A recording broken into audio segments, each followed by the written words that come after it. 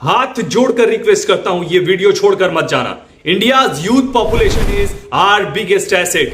ये लाइन आपने हजारों बार न्यूज में सुनी होंगी, लेकिन आइए आज एक कड़वे सत्य से सामना कराता हूं। हमारे देश में हर साल लाख्स ऑफ इंजीनियर और जनरल ग्रेजुएट हाथ में डिग्री लेकर घूम रहे हैं, बट उन्हें जॉब नहीं मिल रहा है। On the other side, China का जीडीपी हमसे लगभग 4.5 टाइम्स बड़ा है। वो सेमीकंडक्टर्स, इलेक्ट्रिक व्हीकल्स और आर्टिफिशियल इंटेलिजेंस में दुनिया को डोमिनेट कर रहे हैं। क्या उनके पास कोई सुपर इंटेलिजेंट दिमाग है? बिल्कुल नहीं।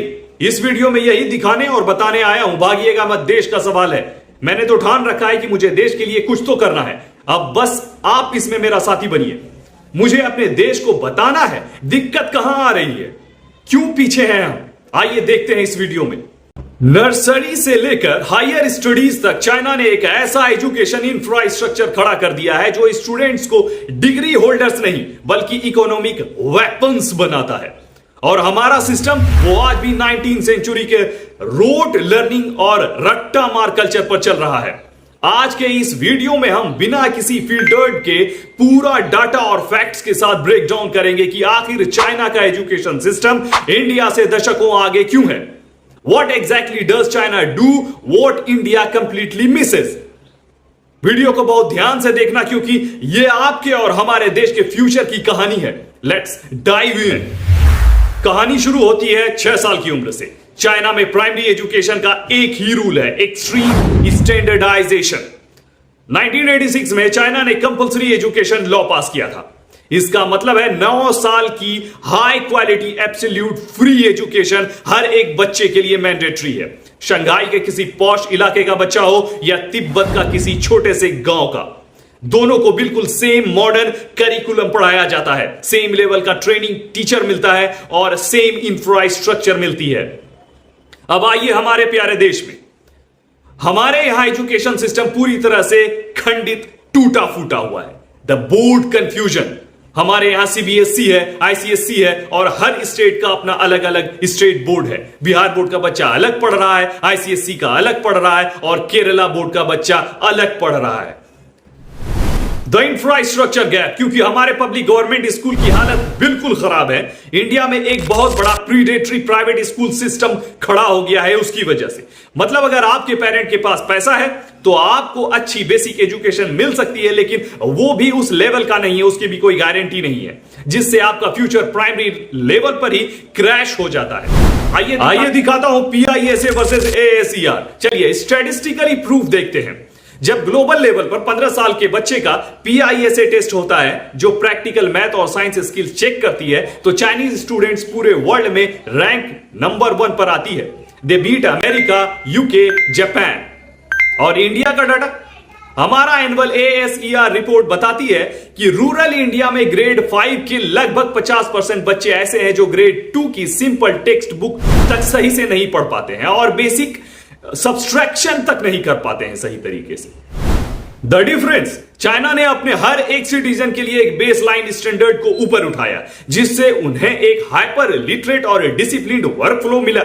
और हमने सिर्फ कुछ एलिट इंस्टीट्यूशन पर ध्यान दिया है और मास एजुकेशन को ऊपर से नीचे तक कुछ सीखने का मौका ही नहीं दिया। चाइना हर साल 1 करोड़ से ज्यादा स्टूडेंट को वोकेशनल ट्रैक में automate electronics, EV repair, advance robotic and industrial coding सिखाता है, जिसकी हमारे देश में कल्पना भी नहीं की जा सकती। हमारा एजुकेशन सिस्टम बस टेक्स्ट बुक का एजुकेशन सिस्टम है, जिससे काम नहीं चलने वाला है आज की डेट में। जब एक चाइनीज बच्चा 18 साल की उम्र में हाई स्कूल से निकलता है तो उसके हाथ में एक रद्दी डिग्री नहीं होती है, उसके पास सॉलिड स्किल होता है और वो सीधे फैक्ट्री फ्लोर पर जाकर देश के लिए वैल्यू क्रिएट करता है। इंडिया में क्या होता है, हमारे यहां ऐसी कोई फिल्टरिंग या प्रैक्टिकल स्किल ट्रैकिंग नहीं है। 10th बोर्ड के बाद हर बच्चे को बस 3 रिग्ड स्ट्रीम में धकेल दिया जाता है, साइंस, कॉमर्स या arts.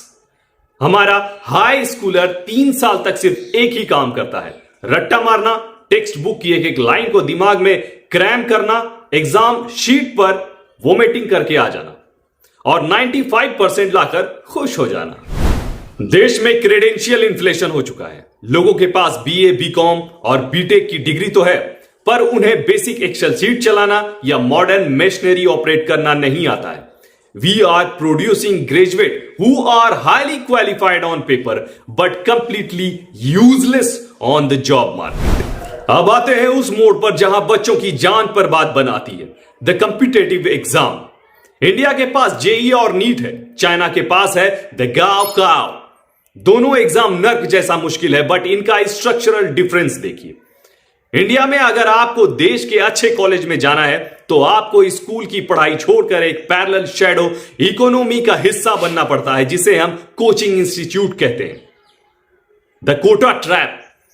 Lakh of Indian teenagers Kota जैसे शहरों में विंडोलेस रूम में 14-14 घंटे बैठे हैं। वो कोई साइंटिफिक इनोवेशन नहीं सीख रहे हैं, वो सिर्फ मल्टीपल चॉइस क्वेश्चन को 30 सेकंड में सॉल्व करने का ट्रिक सीख रहे हैं। ये सिस्टम क्यूरियोसिटी को स्किल करता है और सिर्फ स्टेमिना को रिवॉर्ड कर रहा है। चाइना का गाव पूरे देश के लिए ही सिंगल एग्जाम है। इस एग्जाम के दौरान पूरा चाइना थम जाता है। सुनिए इसको, अपने कानों को खोलकर सुनिए। एग्जाम सेंटर के पास कंस्ट्रक्शन साइट बंद हो जाते हैं, ट्रैफिक डाइवर्ट कर दिए जाते हैं, यहां तक कि पुलिस सायरन पर बैन लगा दिया जाता है ताकि बच्चे डिस्ट्रैक्ट ना हो। Can you imagine? इसको देशभक्ति कहते हैं। किसी नेता की कोई वैल्यू नहीं, कोई पुलिस का झंझट नहीं, और यह एग्जाम सिर्फ मेमोरी चेक नहीं करता, यह आपके दिमाग के एनालिटिकल एप्लीकेशन को टेस्ट करता है। सबसे बड़ा डिफरेंस, चाइना ने देखा कि यह प्राइवेट ट्यूटर और कोचिंग इंडस्ट्रीज उनके बच्चों के बचपन को छीन रहा है और पेरेंट को बैंकरप्ट बना रहा है। तो 2021 में चाइनीज गवर्नमेंट ने एक झटके में पूरी for profit academic tutoring industry को ही बैन कर दिया। Simply ban. उन्होंने कोचिंग को इलीगल बना दिया ताकि रिच और पुअर के बीच का गैप खत्म हो सके। और इंडिया में हमारा कोचिंग सिस्टम एक $multi-billion अनरेगुलेटेड एम्पायर बन चुका है, जो बच्चों के स्ट्रेस और पेरेंट की मजबूरी पर पल रहा है। न सिर्फ पल रहा है बल्कि फायदा उठा रहा है। सब फायदा ही तो उठा रहे हैं देश। चलिए मान लेते हैं आपने एंट्रेंस एग्जाम क्रैक कर लिया। अब हायर एजुकेशन की बात करते हैं। इंडिया को अपने आईआईटीज और आईआईएम पर बहुत गर्व है और होना भी चाहिए। यहां के पढ़े हुए लोग आज सिलिकॉन वैली की सबसे बड़ी टेक कंपनीज को चला रहे हैं। सुंदर पिचाई, सत्य नडेला, ये सब हमारे जेम्स हैं। बट यहां पर बहुत बड़ा कैच है। आईआईटीज रिप्रेजेंट कितने हैं? 1% ऑफ इंडियन स्टूडेंट्स। बाकी 99% बच्चों का क्या? इंडिया में टॉप 5% कॉलेजेस को छोड़कर हायर एजुकेशन की क्वालिटी सीधे पहाड़ से आपको नीचे गिरा देती है।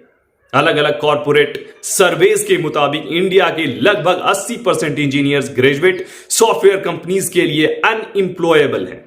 उन्हें फिर से महीनों की कॉर्पोरेट ट्रेनिंग देनी पड़ती है क्योंकि उनके कॉलेजेस में आज भी 20 साल पुराने आउटडेटेड सिलेबस पढ़ाए जा रहे हैं। Master plan.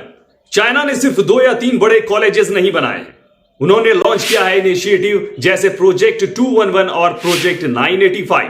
उन्होंने पानी की तरह पैसा बहाया है अपने 147 यूनिवर्सिटी को ग्लोबल स्टैंडर्ड के रिसर्च हब्स में बदलने के लिए। टुडे सिंघू और पेकिंग यूनिवर्सिटी ग्लोबल रैंकिंग में हार्वर्ड और एमआईटी को टक्कर दे रहे हैं। ऐसा उन्होंने अपने देश को टॉप पे ले जाने के लिए किया है। उन्होंने 20 साल आगे के बारे में सोचा और आज वो बच्चे देश को सर्व कर रहे हैं।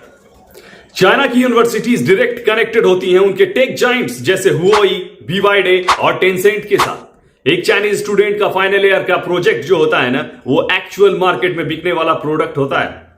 और हमारे यहां टियर 3 कॉलेज में क्या होता है? स्टूडेंट किसी लोकल शॉप से 2000 रुपए में पुराने प्रोजेक्ट खरीद लाता है, कॉपी पेस्ट करता है और वाइवा क्लियर करके एग्जाम को क्लियर कर जाता है। यही होता है ना। वीडियो छोड़ के जाने का दिल कर रहा है ना, पता है मुझे, क्योंकि जानना ही नहीं चाहते हैं हम। और मैं चाहता भी हूं कि वैसे ही लोग देखें जिनको क्यूरियोसिटी है, जो कुछ चाहते हैं देश के लिए। तो इस पूरे डीप डाइव का फाइनल कंक्लूजन क्या है? चाइना अपने एजुकेशन सिस्टम को एक कमर्शियल बिजनेस नहीं बल्कि एक स्ट्रेटेजिक नेशनल सप्लाई चेन की तरह ट्रीट करता है। उन्हें पता है कि उन्हें अगले 10 साल में कौन सा टेक बनाना है और वो उसी के मुताबिक स्कूल और कॉलेज से बच्चे निकालते हैं। They produce targeted human Capitals. India के पास दिमाग की कमी नहीं है, बस गलत जगह इस्तेमाल की जा रही है। हमारे पास दुनिया की सबसे बड़ी यंग पॉपुलेशन है और हमारे बच्चों के पास इंग्लिश लैंग्वेज का नेचुरल एडवांटेज भी है, बट हमारा सिस्टम एक इंपावरमेंट इंजन नहीं है, यह एक एलिमिनेशन फिल्टर है। यह सिस्टम स्किल से ज्यादा सर्टिफिकेट को वैल्यू करता है, क्यूरियोसिटी से ज्यादा मेमोरी को रिवॉर्ड करता है और मास क्वालिटी के बजाय सिर्फ एलीट ब्रांडिंग पर चलता है। अगर इंडिया को सच में एक ग्लोबल इकोनॉमिक सुपर पावर बनना है तो हमें कुछ सिलिकॉन वैलीज के सीईओज के सक्सेस के पीछे छुपना बंद करना होगा। हमारे रास्ते ढूंढने होंगे उन मिलियन ऑफ अनएम्प्लॉयमेंट ग्रेजुएट के लिए जो हर रोज नौकरी की तलाश में भटक रहे हैं। हमें अपने रूट लर्निंग बोर्ड्स को बदलना होगा और ग्रास रूट लेवल से स्ट्रक्चर रिफॉर्म लाना होगा, the exact same way China did decade ago. यह एक ऐसी सच्चाई है जिस पर बात करना बहुत जरूरी है। आपको क्या लगता है, क्या इंडिया का नया नेशनल एजुकेशन पॉलिसी एनईपी इस सिस्टम को फिक्स कर पाएगा या फिर हम बहुत पीछे छूट चुके हैं?